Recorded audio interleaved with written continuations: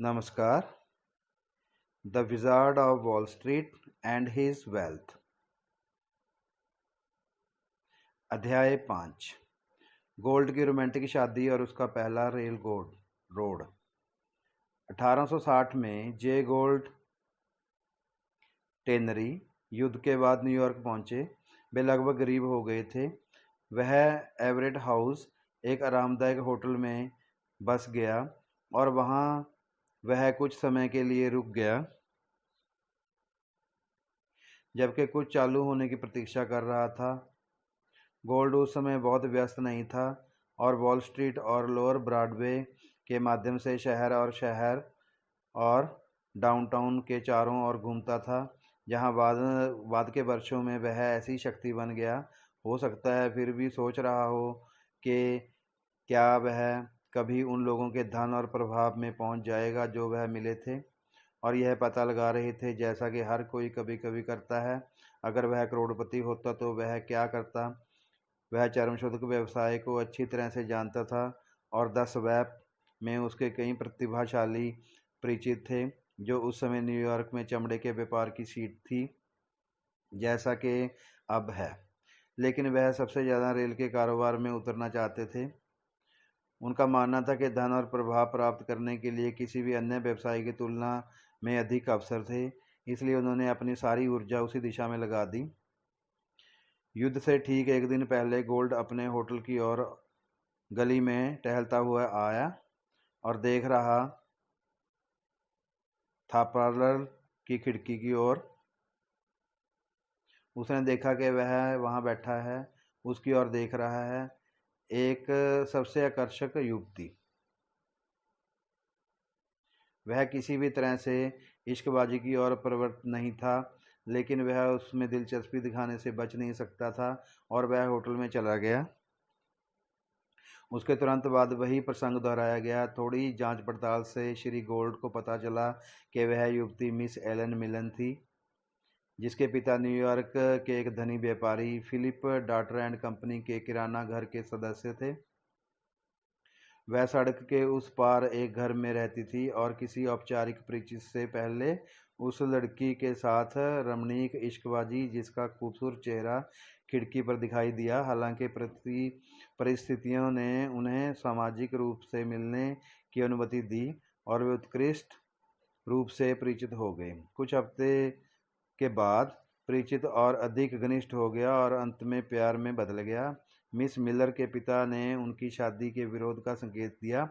उनकी इच्छा इसके लिए उन्होंने स्पष्ट किया कि वे अपने उद्देश्य को पूरा करने के लिए किसी चौराहे के रास्ते की तलाश करने के लिए मजबूर हो गए। इसका परिणाम यह हुआ कि असंगत माता पिता को दरकिनार करने के कई तरीके की कोशिश करने के बाद उन्होंने एक गुप्त विवाह का फैसला किया और यह वास्तव में पूरा हुआ। मैच के बारे में कोई भगोड़ा विशेषताएं नहीं थी, सिवाय इसके के विपक्ष से बचने के लिए कि वे निश्चित थे कि वे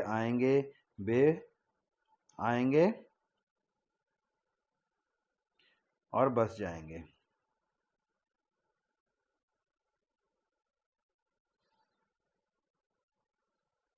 धन्यवाद।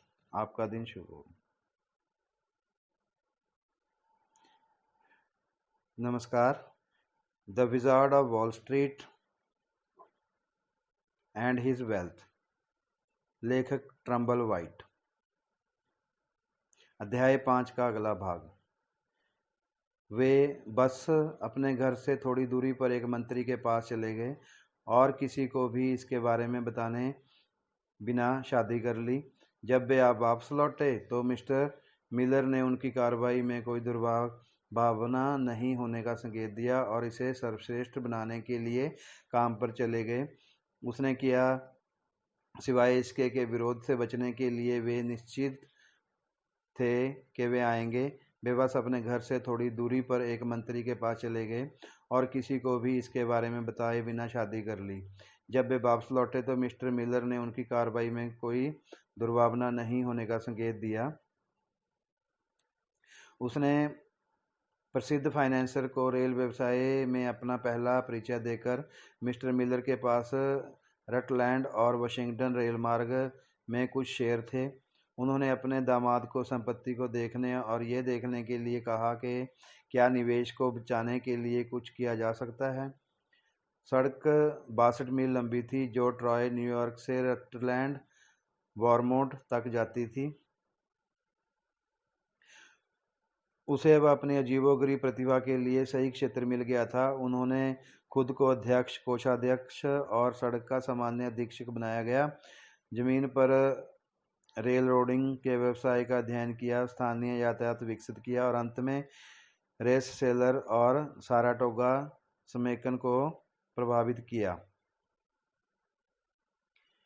ऐसा कोई समय नहीं रहा जब मिस्टर गोल्ड की संपत्ति का अनुमान लगाना संभव हो, और जैसा कि वह उन शुरुआती दिनों में गुप्त था, जैसा कि उसने बाद में के दिनों में था, यह नहीं कहा जा सकता कि 1860 में जब वह वॉल स्ट्रीट में आया तो वह किस लायक था। एक कथन यह है कि जब स्मिथ, गोल्ड एंड मार्टिन की फर्म का आयोजन किया गया था तो श्री गोल्ड की संपत्ति $30,000 नकद थी। दूसरा यह कि जब उसने रैंस सेलर और साराटोगा सम्मेलन में अपनी हिस्सेदारी बेची तो उसकी कीमत $750,000 थी।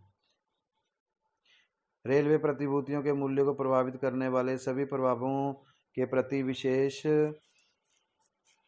रूप से सतर्क दिमाग के साथ महान उद्योग की आदतें, उद्देश्य की असाधारण दृढ़ता के साथ, कम से कम पूंजी के साथ उन्होंने समर्थन देने के लिए, यह आश्चर्य की बात नहीं है कि श्री गोल्ड ने विद्रोह के युद्ध के दौरान रेलवे स्टॉक और सोने में अपनी अटकलों से बड़े पैमाने पर मुनाफा कमाया। उस समय द स्ट्रीट में उत्सुक बुद्धिमान पुरुषों ने लगभग सभी ने पैसा कमाया था और कॉन्फेडरेसी गिरने पर श्री गोल्ड कम से कम 1 करोड़पति थे। उस समय उनके तरीके क्या थे, इसके बारे में अनुमान लगाना बेकार है। यह उस दिन से पहले था जब विशाल रेलवे और टेलीग्राफ सिस्टम की पूर्ण महारत के द्वारा वह अपनी इच्छा से लगभग किसी भी संख्या के मूल्य को कम कर सकता था जिस पर उसने पैर पर एक विनाशकारी युद्ध को दरकर स्थापित करने अपनी नजरें रखी थी, जब तक कि वह उसे अपना नहीं बना लेता।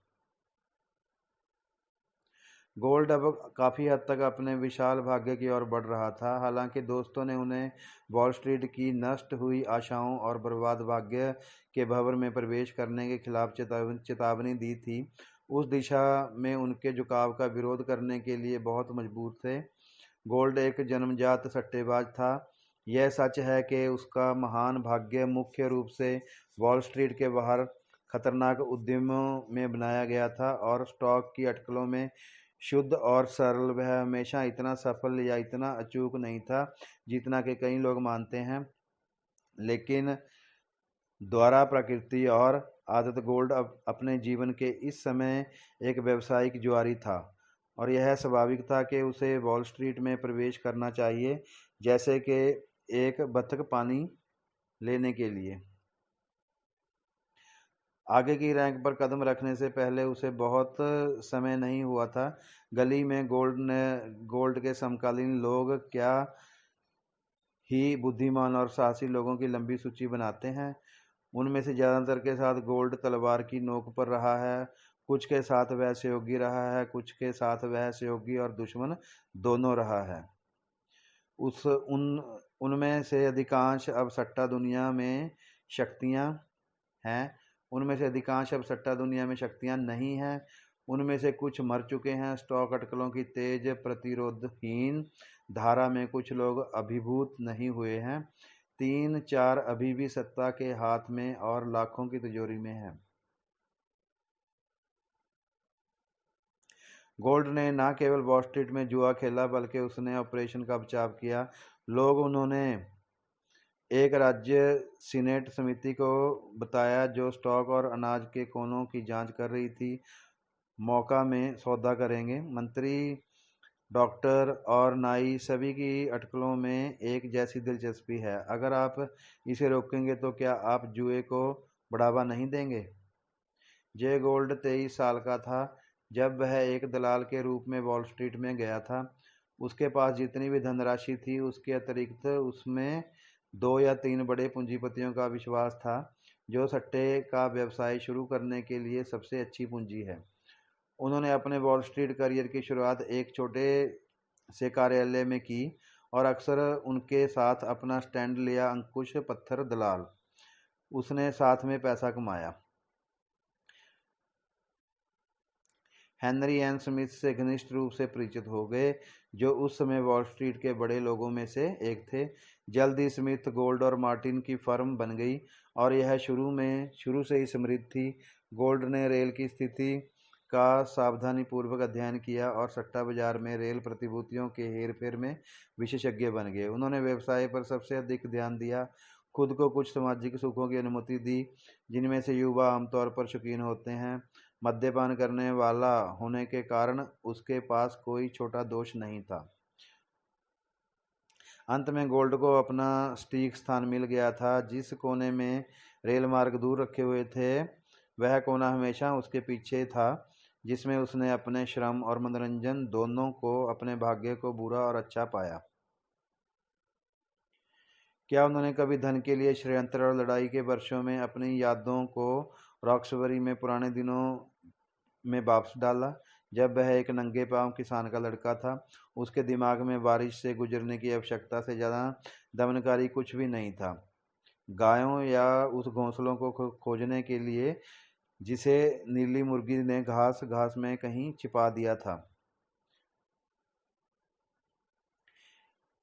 इन पहले वॉल स्ट्रीट वर्षों के दौरान उन्हें उन दिनों की याद दिलाने के लिए उनके द्वारा बनाए गए संघों में बहुत कम था, क्योंकि जिन लोगों के संपर्क में वह आया था उनमें से कई अपने जैसे ही थे, किसानों के बेटे जिन्होंने अपने जीवन के पहले वर्ष शहर से बहुत दूर बिताए थे। फिर भी इस समय से उनके स्टॉक का सारा पानी पूरी तरह से पानी में था।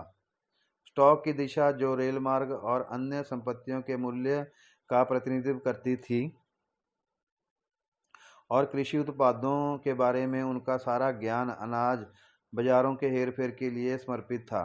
जैसे जैसे गोल्ड का परिचय बढ़ता गया और साधारण छोटे उद्यमों में उसकी सफलता सुनिश्चित होती गई, उसका स्वभाव कुछ चीज़ों की मांग करने लगा।